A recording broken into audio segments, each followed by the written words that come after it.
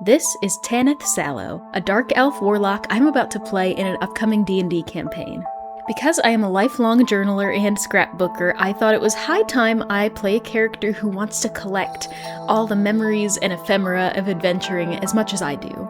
And because I love overcommitting on a good project, I wanted to create a real-life approximation of her scrapbook. Now, if you happen to be a player in this campaign and you know who you are, you might want to hold off on watching this video because there are definitely going to be some secrets spilled. I won't go into the mechanics of the character build or anything because there's a lot of homebrew going on, and for the purposes of arts and crafts, I've also altered some spell names to fit the vibe. I mostly operate based on vibes. In fact, vibes were the entire foundation of this character idea. As you can see, I may have gone a little overboard on decorating this cover page. I thought it would be fun to have had her go back and decorate this first page, which initially probably would have just had her name inscribed in it because her patron is not particularly frilly as she is. I added some stalagmites and stalactites because the area she grew up in is very much a cave system ravine area, and of course I added some flowers. She loves her flowers. I wasn't intending for this page to get quite as detailed as it is. I meant to do more of just a fancy border, and then that sort of just extended and extended further into the page, and now we have this, so we're just gonna roll with it. I ended up mostly just freehanding the painting, went back through and traced everything over with a micron pen, and then, just to be a little bit extra, I used a gold paint pen to mimic a little bit of like gold leaf, but I didn't want to spend the money on gold leaf, so paint pen it is. So let me give you some background as to how this tome came to be. When Tanith's mother was pregnant, she grew very ill. To protect Tanith from any birth complications or potentially inheriting the illness herself, her mother made a deal with a fallen celestial. He would imbue Tanith with magic to keep her alive, and Tanith would then live in his servitude. This patron also gifted her with this tome. In it would appear dark and mysterious spells she would be able to cast, and as she grew up, she also made it a place to document her memories and keep important pieces of her life. Tanith was born healthy, but still a bit frail. She was born blind, so the first spell she needed in order to use her book was Find Familiar, which would allow her to see through the eyes of a spectral pet mink. And of course, finally having sight, she would want to draw her new favorite companion. Now some spells in D&D require the character to provide some sort of component. Find Familiar, like many spells, requires a somatic component, essentially just a hand movement. So for those spells, I drew up a sigil that she would need to trace in order to cast the spell. And with that, Tanith now has her very first spell. Now, when I myself was a child, no blank book was safe from my crayon drawings, so I decided to begin Tanith's memory keeping with a childhood drawing of her with her mother. This page may well be brought up as the campaign progresses because this is her only real memory of her mother alive and well. As her mother's illness progressed, she eventually lost her memories of her daughter and of herself before she died.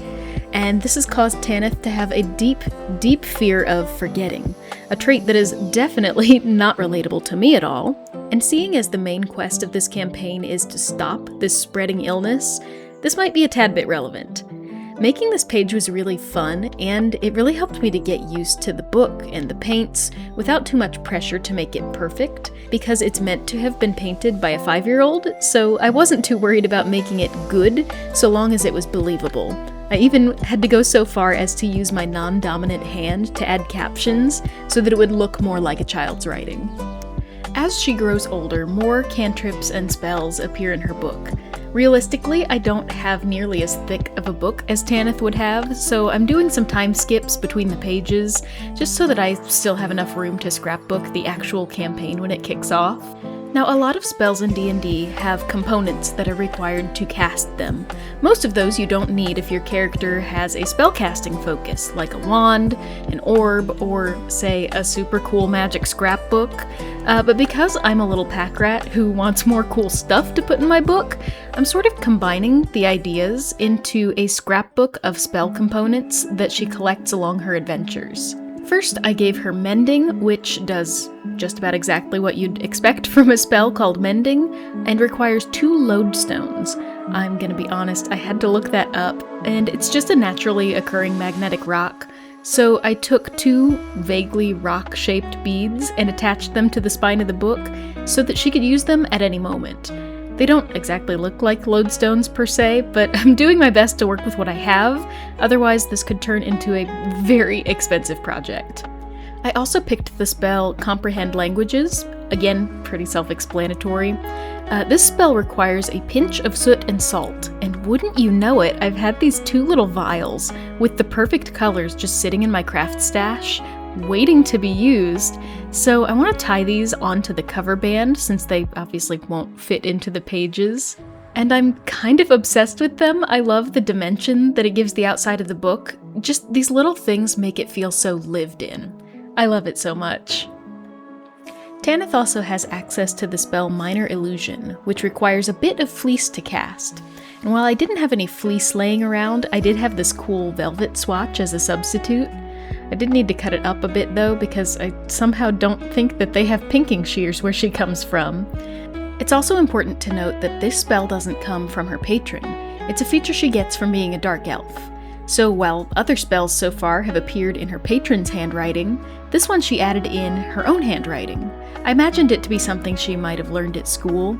I had a lot of fun writing this one in her own more childlike voice rather than the formal tone of her patron. I also thought this would be a great place to start her journaling about her experiences using the different spells. A brief interruption from Rue, who did not like that I was sitting at the desk and not paying attention to her instead. So gave her a little attention and then got back to work.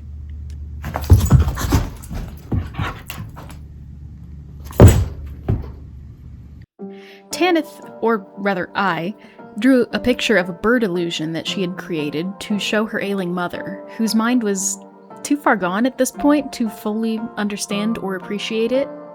And that certainly unlocked some feelings for her as she reflected on that, wondering if maybe it's just because her illusion wasn't good enough. Maybe that's why her mother didn't fully understand. All sorts of juicy stuff like that. The childlike approach is also great for me because I'm still warming up my drawing and painting skills a bit, so that can be my excuse for anything that's sloppy, is that she was just a kid.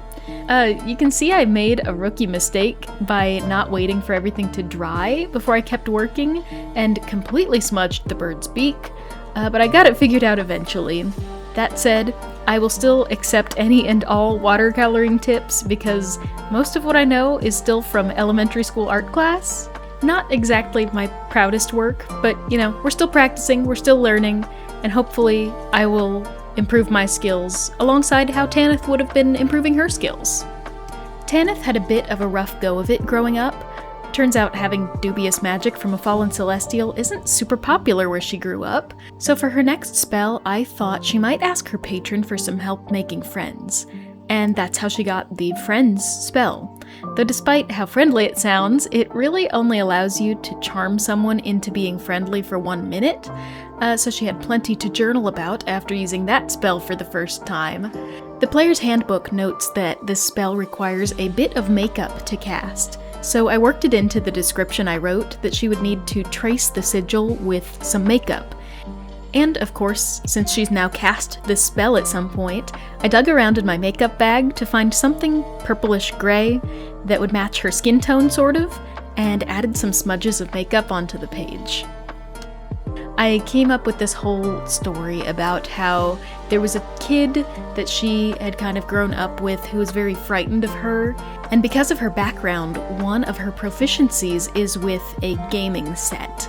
And I thought about it and I thought, you know what? She would probably really like cards. She would really like the art that comes with them, and it would be fun to give her a certain game that she likes. So I invented this story where she invited this other child to play cards with her, and was able to use the friend spell to make him say yes, and they had fun for about a minute until the spell wore off, and then it was just very awkward and he was very frightened of her still, which obviously hurt her feelings. And so to scrapbook this moment, I found a vintage book page and cut it down, used a corner rounder to sort of make it look like a playing card, and then I had her tape it in there and journal all about this very confusing and upsetting experience trying to make friends.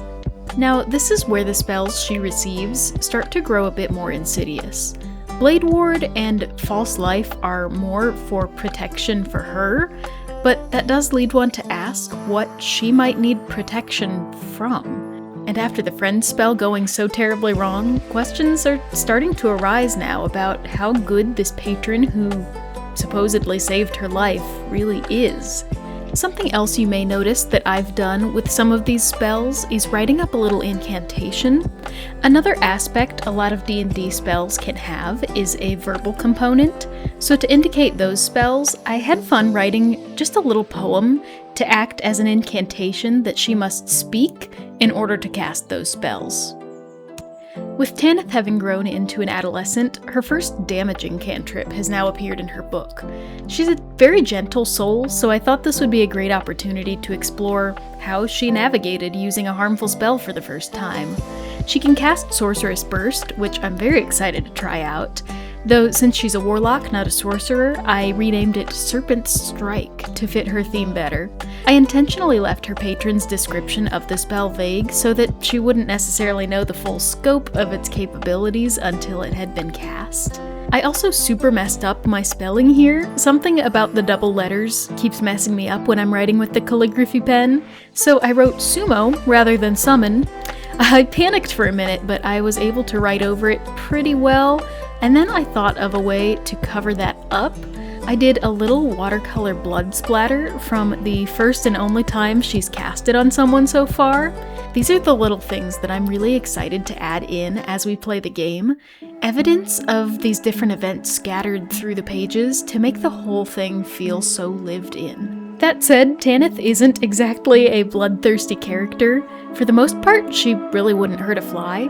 So I go on to journal about how she cast the spell for the first time against a bully, not fully knowing its entire effect. Then, panicking over having physically harmed them to the edge of life, she asked her patron for help in fixing her mistake and received instructions on how to cast Spare the Dying. She's definitely beginning to wonder how a patron who has so far only been kind to her could possibly be capable of such cruelty. We've got some more frightening spells. Ray of Sickness is particularly troubling to her, considering she was protected from illness herself by her patron. And then Toll the Dead is another big way she'll be able to do damage as the game progresses. I was just excited to use some more of the ephemera I've been collecting, so I thought this would be a great place to include some pressed flowers. A fun fact that I've just discovered, scrapbooking pressed flowers is not easy. I tried to adhere them gently a few different ways, but tacky glue ended up being the best way to stick these down without tearing them. I really wanted to incorporate the flowers into her story somehow, and not feel completely random, so I decided that these would be funeral flowers. After years of her mother's mind fading away, Tanith finally had to attend her mother's funeral, and she had plenty to journal about that day as well. Also, as I was writing up my backstory, I named her mother Linaria after a very similar purple flower. I'm fairly certain that's not what these are, I'm no botanist. I just found these and I knew they were begging to be pressed. And I thought that was a fun way to weave this scrapbook into the canon. And just to keep the flowers safe, I pulled them back out until I was done with the next page. I wanted to incorporate more moments of everyday life that she would have wanted to scrapbook, so I gave her something a little more happy to document.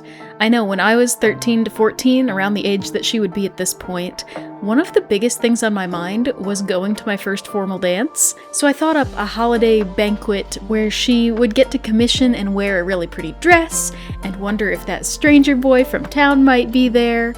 My painting skills still aren't perfect, but there's already a marked improvement from previous pages. I painted what she would want her dress to look like, which is exactly what I was doing at this age, and taped in another little fabric swatch that might have been a scrap from the dress's creation. And we're not even gonna worry about the spell Bane appearing on the next page, we're just focusing on happy things. I also got her Tensor's floating disc because I realized she has a negative strength score, so it might be nice to have a little something that lets her lift heavy objects. Around the time of her coming of age, Tanith was given a task. Her patron asked her to do something terrible: break into the family crypt and cast Speak with Dead on her own mother to extract information for him. Though she's still too low of a level to officially cast Speak with Dead on her own, I figured I could fudge it a bit that he cast the spell through her this one time. Instead, she got her own version of Hellish Rebuke and Hex, though she opted for the stealth approach rather than an offensive one. Speak with Dead allows you to ask 5 questions of the person you awaken. So, after asking for the information that her patron required, she asked a few personal questions that she had been too young to ask back when her mother was fully present. I'm still working out the specifics of these, so I left some space at the top of the page. Then, due to her deep fear of forgetting, she also took the opportunity to draw her mother's, albeit undead, face, so she would never forget it. I did my best. I don't know all the specifics of how the body rots, and I did not feel like finding out, so I just went for creepy zombie vibes. And I think I did well enough. You can certainly tell by looking at this individual that something is not right, and that's all I can hope for. I'm not usually someone who's into more morbid stuff, so playing a character with a creepier vibe is new territory for me. I'm kinda excited though. It's not something I've ever really done before. Certainly not anything I've drawn before, an undead elf lady. We're trying new things. And you know what? At the very least, it certainly did turn out creepy. Because she spent so long in the crypt for sentimental reasons, Tanith was caught. She knew she would no longer be welcome in her hometown, so she fled. She gained a couple of new spells to help in sneaking away, blindness and deafness, as well as silence. And of course, blindness and deafness will certainly have no moral implications for her, considering she herself has been blind all her life. Something we'll explore when the time comes. And as she fled, she took the time to make one final page to remember the town she grew up in. I painted the mouth of the cave system that the town was settled inside, and then I just added a little pressed leaf that she might have picked up as a keepsake of home. She didn't have much more time to document everything else she saw on her journey, only writing that many of the surrounding towns were completely destroyed or abandoned. She eventually found a new home, which I still have yet to document, but mostly that place will serve as a launching pad for this adventure.